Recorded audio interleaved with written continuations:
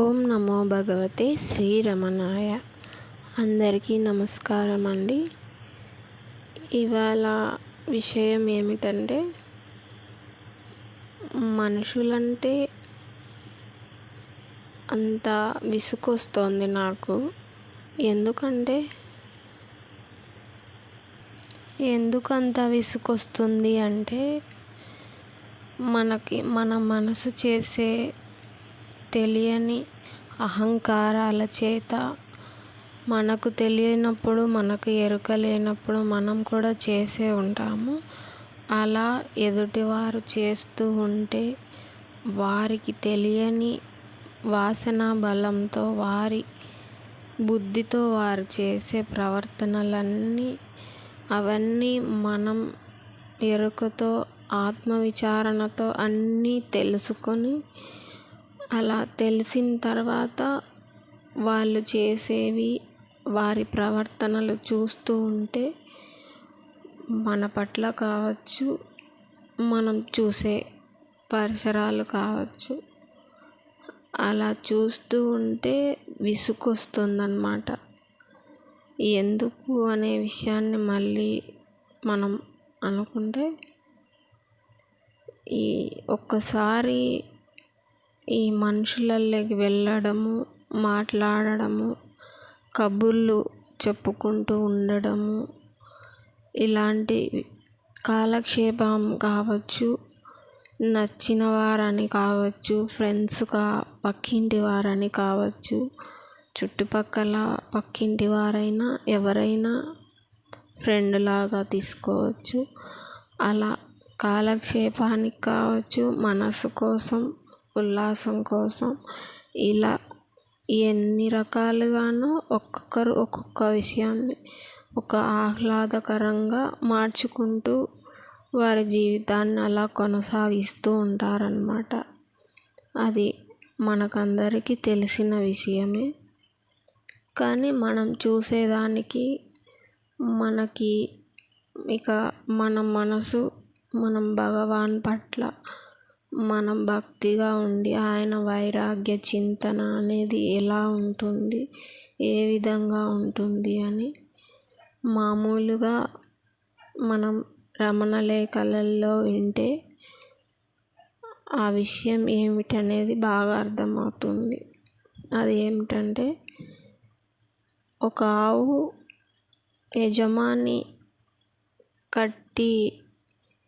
తన ఆవును కట్టేసిన చోటు పచ్చగడ్డి పెట్టి, తన ఉన్న చోటులోకి అన్నీ పెట్టినా కూడా తన పక్క పొలాలలోకి వెళ్ళి ఆ పచ్చగడ్డే రుచిగా ఉంటుందని అది భ్రమపడినట్లు రమణ లేఖలలో చెప్తారన్నమాట.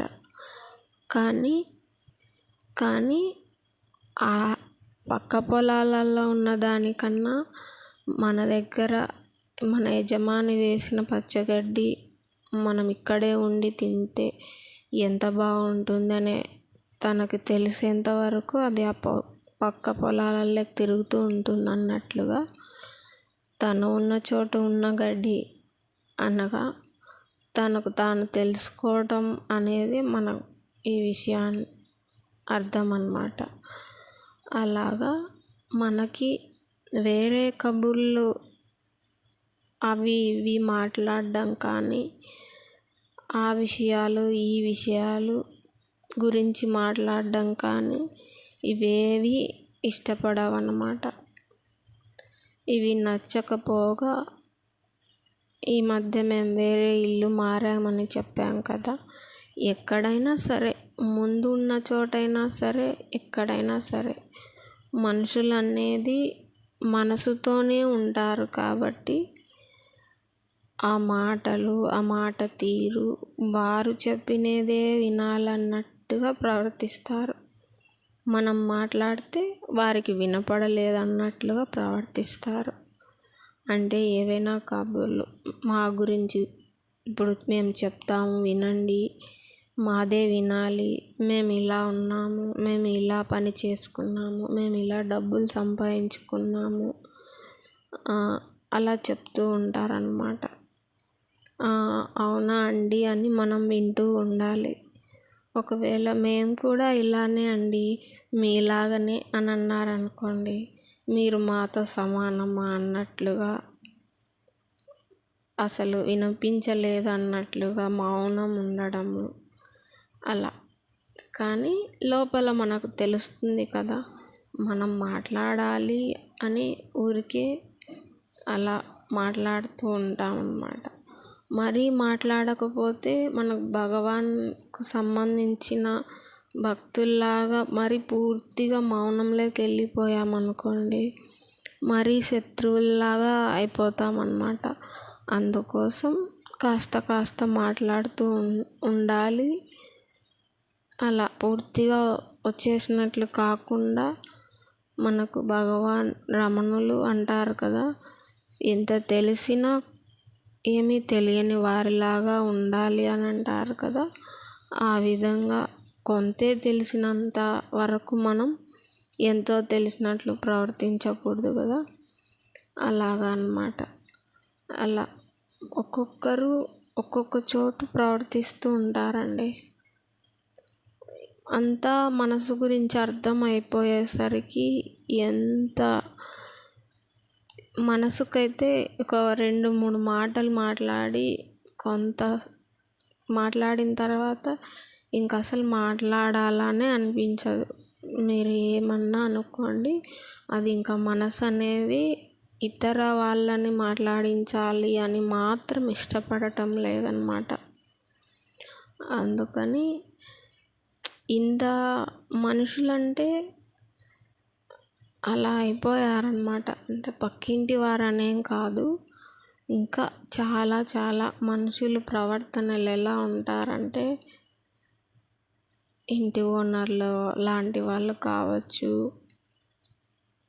ఇంకా మనం వృత్తి చేసే పనికి సంబంధించిన వారు కావచ్చు, వారు ఒక్కొక్కరు వాసనా బలంతో సరేలే పని చేసేవాళ్ళు కదా అని వారికి ఉండకపోవచ్చు. ఇంటి వారులే అద్దె ఇస్తున్నారు, వారికి కొంచెం ఏదైనా వసతి బాగా ఇంటికి ఏదైనా చేద్దాం అన్నట్లుగా వాళ్ళు కావచ్చు. అలాంటి గుణాలైతే ఇప్పుడు కలికాలంలో ఉండరు అని అనుకుంటున్నాను. అస్సలు తక్కువే అనుకుంటానండి నాకు తెలిసి. మంచి మనుషులు అనేది మటుకు కనిపించడం చాలా కష్టం అండి. ఎంత కుళ్ళు కుతంత్రంతో ఉన్నారంటే మనుషులు చాలా ఉంటారు. కానీ అది అంత అనుకున్నా కూడా ఒక మనసు చేసే పని అనేది వాళ్ళకి తెలియదు అనే మాత్రమే మనకు తెలుసు. కానీ వాళ్ళకి తెలియదు అన్నంత మాత్రాన మనం జాలిపడే విషయం అయితే కాదు. వారిని వారు ఎప్పటికైనా ఉద్ధరించుకోవాలి. ఉద్ధరేనాత్మనాత్మానం అంటాం కదా, అలా వారిని వారు ఉద్ధరించుకునే రోజు ఒకరోజు మనకు వచ్చిన విధంగానే వాళ్ళకి వస్తుంది. అలా రాక తప్పదు, ఎప్పటికైనా చిట్ట చివరి జన్మ తప్పదు కదా, అలాగన్నమాట. ఇలా విసుకొచ్చే విషయంగా నాకైతే కనీసం జంతువులతో, పక్షులతో, ఏదైనా పాములు కనిపించినా దానిపైన చెయ్యి పెట్టి నెమిరినా పర్వాలేదు, ఒక్కసారిగా అది కాటు వేసి ఏ బాధ, దానికి దెబ్బ తగిలితేనే ఆ పని చేస్తుంది. కానీ అదే పనిగా కక్ష అయితే కట్టదు కదా మనుషుల్లాగా అయితే. ఆ విధంగా నేను ఏదైనా కానీ పక్షుల్ని చూసి ఆనందిస్తాను, జంతువుల్ని చూసి ఆనందిస్తాను. ఆ విధంగా ఉంటుందండి. మనుషులంటేనే కొంచెం కష్టంగా ఉంటుంది. వారు ఏ విధంగా ఉంటారు, ఏ గుణంతో వస్తారో, ఏం మోసం చేస్తారో. భయం అయితే మామూలుగా ఉండకూడదు, కానీ పాము కంటే డేంజరు, రాక్షసుల కంటే డేంజరు ఎవరు అని అంటే మనం మనుషులే అని చెప్పచ్చు. కానీ అయితే వీడియోలో చేస్తున్నప్పుడు వింటున్నది మనుషులే కదా అని మీరు అనుకోవచ్చు. కానీ మనసు తెలుసుకోవటానికి ప్రయత్నించే వాళ్ళు, మనసు తెలిసిన వాళ్ళు, భగవాన్ సంబంధించిన వాళ్ళు కాబట్టే నేను ఇది షేర్ చేస్తున్నానండి. అందుకని ఈ జంతువులనైనా, పాములనైనా, పక్షులు ఏదైనా కానివ్వండి, వాటికి వేరే ఉద్దేశాలు ఏమీ ఉండవు. వారి దేహానికి సంబంధించిన ఆ శరీరాలకు సంబంధించిన గుణాలు తప్ప జంతువులకి వేరే ఏమీ ఉండవు. కానీ మనుషులు మాత్రం ఉన్న ఈ ఒక్క మానవ జన్మని దాన్ని ఎంతో అద్భుతంగా మార్చుకోకుండా దాన్ని ఏదో విధంగా గడిపేయాలని ఎంతో వింత ఆలోచనలతో, ఎంతో కుళ్ళు కుతంత్రాలతో నేనే గొప్ప అని, నాదే జరగాలని, నా అంత వాళ్ళు లేరని, ఇదే ఉద్దేశంతోనే జన్మలన్నీ వ్యర్థం చేసుకుంటూ ఉంటారు. ఇలా బయటికి వెళ్ళాలని ఉండదు, ఇల్లు కదలి వెళ్ళాలని ఉండదు, మనసులో హృదయంలోంచి మనసు కదిలి బయటికి రావాలని అనిపించదు. అలా భగవాన్ రమణులు చేసినందుకు అదృష్టవంతురాలిని అనుకోవచ్చు, అదృష్టవంతులం అని అనుకోవచ్చు నేను, మా వారు. ఇలా మనుషుల్ని ఇలా మాట్లాడుతున్నారని, నచ్చడం లేదని అంటే మనుషుల్ని ద్వేషించడం కాదండి. మనిషి జన్మలో మనకి వివేకము అన్నీ మనకు దైవం ఇచ్చాడు కాబట్టి, ఎంతో అత్యుత్తమైన మనిషి జన్మ విలువైనది కాబట్టి అన్నీ తెలిసి ఎలా మెలగాల్సిన ఒక మంచి జన్మ మనిషి జన్మ. అన్నీ మర్చిపోయి అవివేకంగా మారిపోయి అజ్ఞానంతో జీవించే మార్చుకుని మాట్లాడుతూ ఉంటారు అన్నట్లుగా మనకు తెలియజేశాడు కాబట్టి, అలా కనిపిస్తుంటాయి కాబట్టి, అలా దృష్టికి ప్రతిదీ కనపడడం వల్ల అలా అనిపిస్తూ ఉంటుంది. అంతేకాని వాళ్ళు అలా మాట్లాడుతున్నారని ద్వేషించడము కాదు, అలాగని అజ్ఞానంలో ఉన్నారని జాలిపడ్డం కాదు. అది మామూలుగా రామకృష్ణ పరమహంస మనకు చెప్పినట్లు